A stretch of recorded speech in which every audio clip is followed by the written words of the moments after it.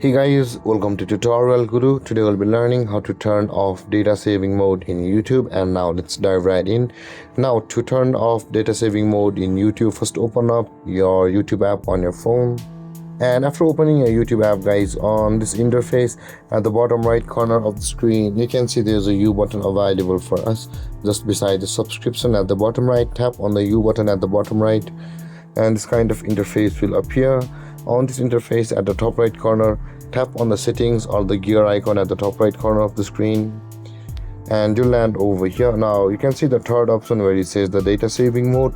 Now in order to turn off your data saving mode, tap on the data saving, and you can see the toggle icon where it says data saving mode at the top right. It also says automatically adjust settings to save mobile data. Make sure in order to turn off the data saving mode, the toggle icon is turned off like this, and that being done, guys, your data saving mode in YouTube will be turned off. And there, guys, this is how to turn off data saving mode in YouTube.